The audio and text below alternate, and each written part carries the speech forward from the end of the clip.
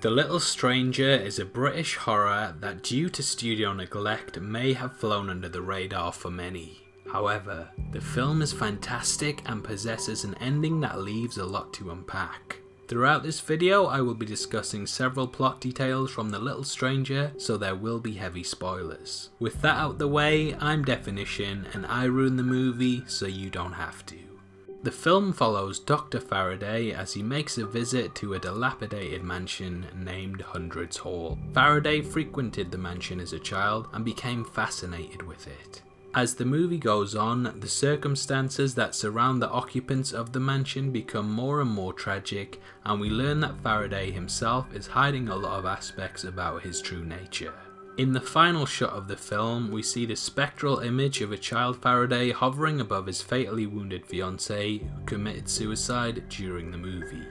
Many are unsure whether this was a real ghost or not, and whilst the internet is awash with interpretations on what the final shot means, director Lenny Abrahamson cleared up his vision in a recent interview with Thrillist. Abrahamson stated that, "The film is a ghost story, but it's a ghost story in an older tradition. If you look at Dickens's ghost stories, there's an attempt to use the form to tell you something about people or the culture where it's from." What I'd found so compelling about what Sarah, the author, did with the novel is that she'd used this ghost story idea to talk about the sorts of things that are in people that they desperately try to suppress and the effect that has on one's life. If there are destructive things or longings or regrets or needs unfulfilled that you suppress, then they will come out somehow to spite you. They will wreck the rest of your life. This definitely backs up Faraday's character arc throughout the film, and during the movie we watch him change from a mild-mannered man into a vengeful and hateful misogynist. When asked if there's a ghost in the house, Farraday said, "There is a ghost," or "there is a thing in the house."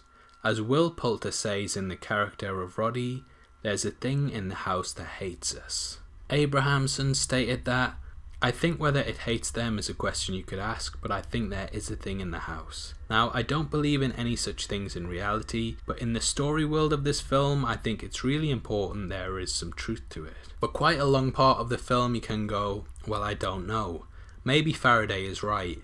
Maybe it's all in people's heads and it's an overactive imagination and stuff. But actually, I think there's a part of the film where you just go, okay, there's no other explanation. But it's what that thing is, where it comes from, and what it means that's ambiguous in the film.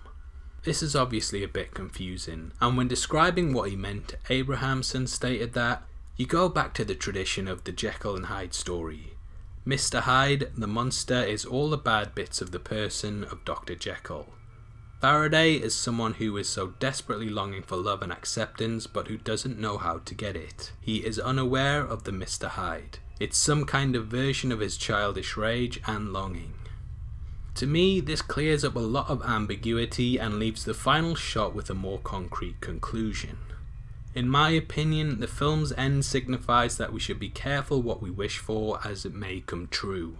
Farraday, in the end, gets what the child always wanted, which was the expansive house. However, he doesn't get the things that make a house a home. Instead, he's left with the bricks and mortar, but he is still completely alone to inhabit it after pushing everyone else away. The piece leaves me to believe that we shouldn't act upon impulses, as they can lead us down a dark path like the one that Farraday finds himself on.